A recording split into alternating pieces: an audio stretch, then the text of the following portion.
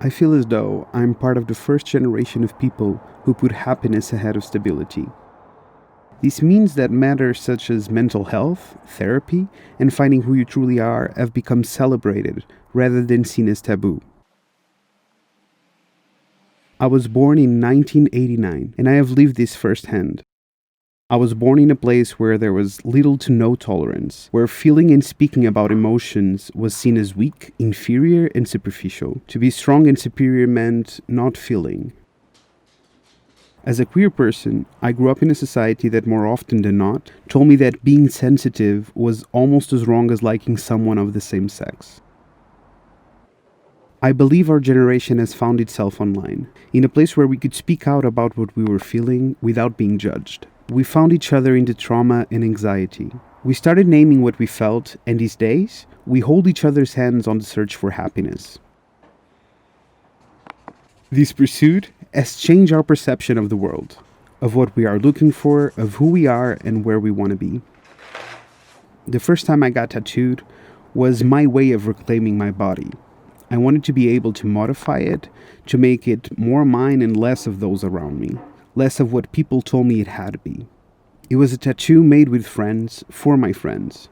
It was a celebration of the ending of my teenage years and the beginning of my emancipation. It was through this process that I came to understand the transformative power that tattoos hold. It is an art that will forever be kept on your body. I've always used tattoos as a sort of a logbook. They served as celebrations, dreams, promises, losses, reminders, and memories too important not to be there all the time, to be a part of me. When I realized I don't need anyone in order to feel complete, I tattooed Tenho o coração às moscas, which roughly translates to My heart is left for the flies. When I realized that I'm more than just my job, I tattooed a primary color system capable of producing every color. When the pace of my life reached a peak and I lost track of time, I tattooed a self-reminder to stop and smell the flowers.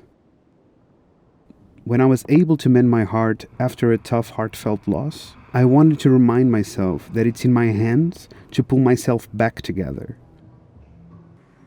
The most important moments of my life, of my self-discovery journey, are engraved on my skin. All of my tattoos are messages to myself, on myself, which put me together and help me understand who I am and who I want to be.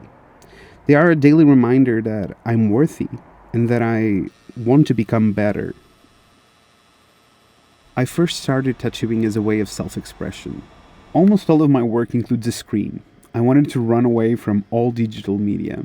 Tattoos, despite being there every day of my life, took their time to show up as an option. That's why I started drawing and tattooing as if it was for me. About my experiences, my worldview, the steps of my personal journey, and how I felt about it. I quickly realized that my experiences, in spite of being unique, are also felt in different ways by many people. Without realizing, these turn out to be what I really wanted to express with my tattoos. I want to create pieces that go beyond the scope of body decoration.